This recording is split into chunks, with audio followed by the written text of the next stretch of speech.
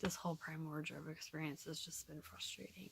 I think it just has highlighted all of the parts of Amazon that really annoy me.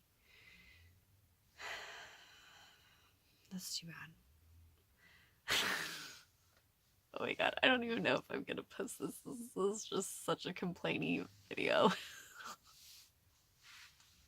I guess I have a lot of feelings. I have a lot of feelings about Amazon.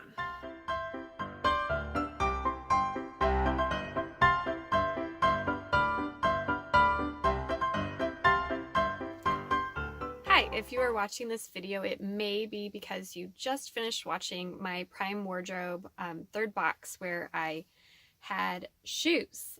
And you may be interested in how I ended up purchasing 2 pairs of shoes, but I currently only have 1 pair of those shoes in my possession right now. So I am going to tell you that story, but also in this video I am going to be sharing my tips for Prime Wardrobe, and I'm going to end with why I don't think I'm going to be renewing my Prime membership come spring 2019. I'm going to timestamp all those things right here below, so look for that in case you don't want to watch everything. I wanted to purchase 2 of the shoes that I received. One was the Bobs and the other were the black pumps.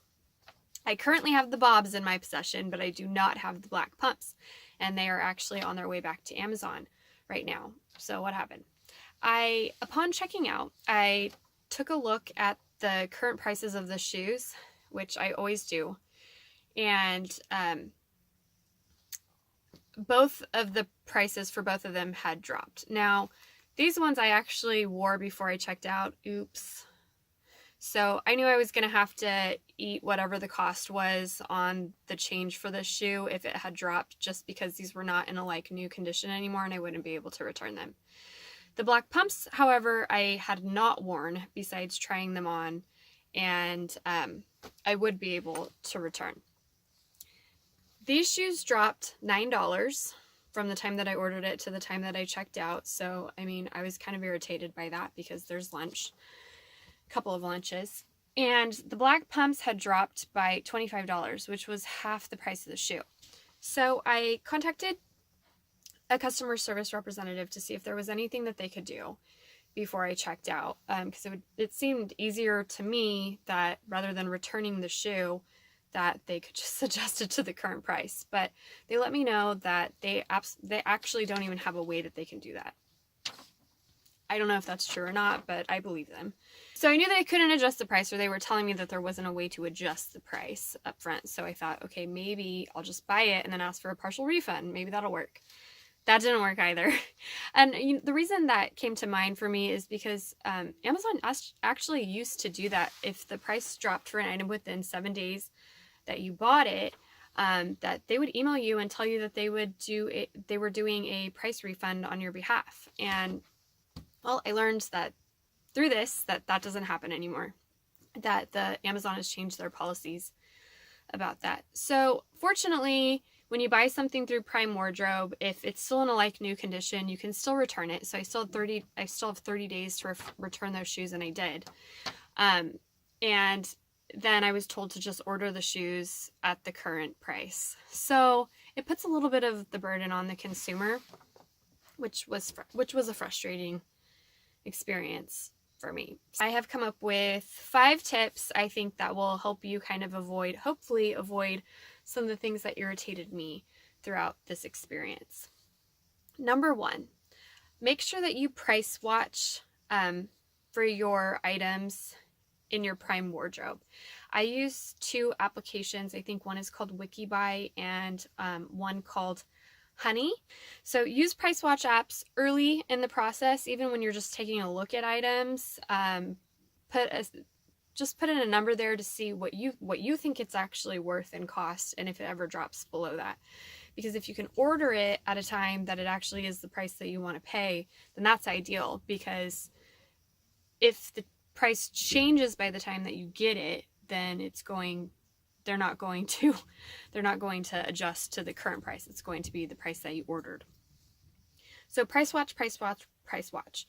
Number 2, send yourself items way earlier then you need them. It's been about a week from the time I order to the time that I actually get the box. So the 2-day Prime membership shipping doesn't apply to Prime wardrobe boxes. And that's because they are trying to get all of your items into just a couple of boxes. So about a week from the time you order to the time that you actually get it. So there tends to be a lot of price fluctuation just within that week alone. You'll see if you have price droppers on your items. And then you have a whole week before you have to check out. So there's 2 weeks right there of changes that may be happening to your order since you ordered it. Because I realized that you need that buffer time in addition to the Prime wardrobe box so that you can send back the item and then reorder it, I'd add an extra 5 days to that. So well in advance, keeping in mind that you may have to send everything back. And number 3, be prepared to send everything back. Don't make the mistake that I did and use your item and make it in a not new condition before you even check out. Because you may find that on the day of checkout, the prices change, and that's going to be a little irritating. So keep everything in a new condition until you actually check out. Be prepared to send everything back, weigh in it, even get mentally prepared for that to happen, even if you like the item, just because the price may change. All right, number 4, send Amazon feedback. So if you are a subscription fashion box user, you have probably seen that most boxes ask for feedback on your box. How was the experience? How were the clothes? Amazon doesn't do that. So in order to send them feedback on your box, or just your box experience or how Prime Wardrobe is going for you, you'll have to request the feedback form, which is what I did from the customer service representative. The customer service representative encouraged me to do so and said because it's at the policy level, they really need customers to actually, a lot of customers to be pointing out these issues in order for there to be any type of change. So provide feedback if it's frustrating to you as well. Number 5, use price protection from your credit card. Now, a lot of credit card companies actually changed their policies within the last year about price protection. I know that Discover actually just ended their price protection program on October 31st, so that's a little frustrating. But if you do have a credit card that has price protection, you may want to make it your primary card on Amazon. That way your credit card company will refund you the lower price. So just check into that if you have one, because that may be a way to save yourself some dollars in case this price adjusting issue affects you after you purchase something. You know, I also thought, you know, if us as consumers, our feedback isn't enough for Amazon, maybe credit card companies saying that they've had enough with having to do refunds to their credit card clients because of Amazon's constant price adjustments, maybe that would have an impact on them. Who knows? I don't know. Maybe though. All right, so those were my 5 tips. So next, I know this is, it's probably dramatic, I don't know. But after my experience with Prime Wardrobe and a few other things, I just really don't feel like I'm going to be renewing my Prime membership when it comes up for renewal next spring. It was something that I was already on the fence about last time it came up for renewal, but I decided to keep it and give them another year. I don't think that's going to be the case next in 2019 unless something changes. They still have some time, but the number 1 reason I plan on canceling my Prime membership is because I don't use the streaming services much. I use another music streaming service that I used even before Amazon was streaming music, and I'm happy with it, and I'm not going away from them. I don't really use the video service that often either. They have 2 TV shows that I like, but I could take it or leave it. I don't need to watch them for $119 a year.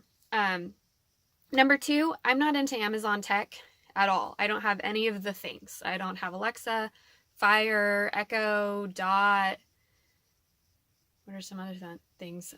Kindle. I don't have any of those things. So I'm not hooked in any kind of way or any type of Amazon technology in my life. So I won't be missing out on any type of service because I have something that requires a Prime membership.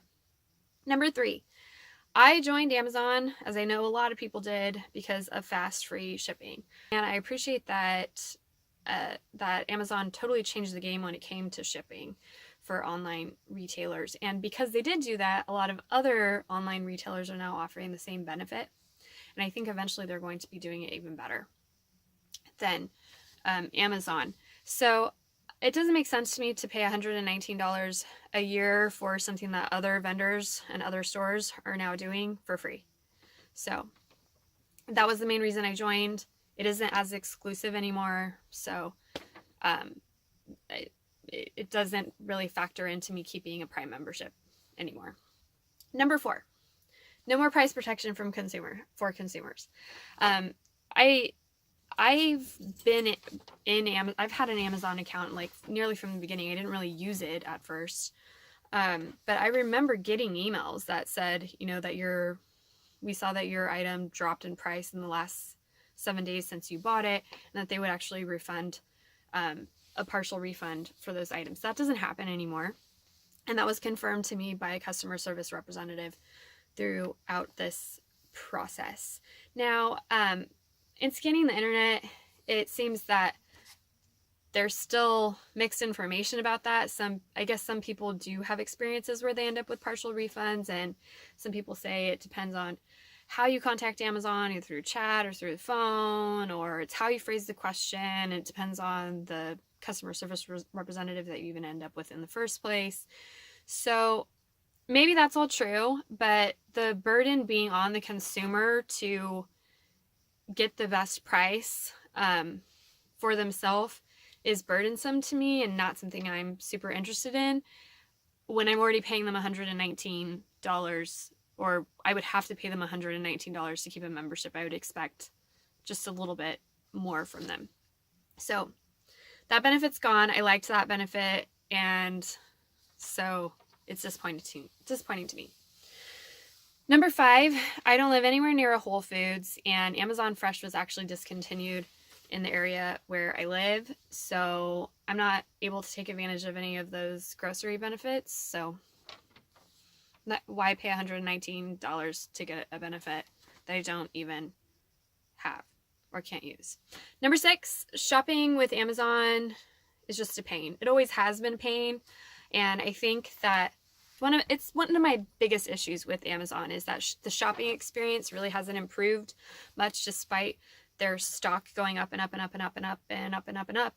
They still have a huge problem with third-party retailers, in my opinion, and I started noticing it especially if you're buying something that isn't being sold through Amazon services. Do you notice? Because I do. A lot of those third-party retailers will mark your order as ready to ship within hours, if not minutes. And once it's marked as shipped, you can't cancel the order. Which, maybe it is ready to ship, but you don't get sometimes I don't get tracking information until later. And I just feel like some third-party retailers use that as a way to stop you from canceling an order, which is frustrating to me. And in addition to that, when you scan some of these shops that just launched, or stores that have been around for a while but they closed and then they're using an old brand, or whatever the situation is, there's still some deceitful things going on with some of these third-party retailers. Now, Amazon does have that A to Z guarantee when you're dealing with a third-party retailer, but again, the burden is on the consumer in case something goes wrong with one of their retailers. There's just major room for improvement. There always has been, in my opinion, with that on Amazon, and I'm disappointed that within the last 8 years I haven't really seen any changes to that at all. But I've seen a lot of changes to Amazon in general, but not really to the shopping experience at all. And in addition to the third-party retailer program, I don't feel like their search functionality has changed or improved very much at all. It's very leading towards whoever, I guess, is paying to have their items at the top. So you're especially seeing a lot of Amazon items now, which is fine, but a leading search isn't necessarily always what I need, especially sometimes when I know exactly what I want and what price I want to pay, and I'm just not very happy with their search results. I have more luck actually using Google and finding my way to the item on Amazon that I want than I do using Amazon's search within their own engine. Also, the product pages are still pretty bad and they're virtually unimproved. I mean, to me, not much has changed for a product page in 2011 to a product page in 2018. They're long. There's a lot of information that sometimes things are unclear. I think that details about products are easy to miss with how the product page is. And again, this is the experience. This is the bread and butter of Amazon. The reason that they have been able to become the company of things, of internet things, is on the backs of people just having to buy stuff. So the fact that experience hasn't improved or changed very much, bothers me. It just bothers me. Okay, so the sale shams is what I like to call them. So at one point, Prime Day was pretty cool. And I'll say that was just the very first time ever. The second, and after that, Prime Day, our very talented computer science engineers within the world, bots were developed. Amazon crashes all the time now on their special sale days, so it's just a big problem. Again, why am I paying $119 a year to participate in some special sale day where I'm not even able to get the item that I actually want to buy? It's annoying.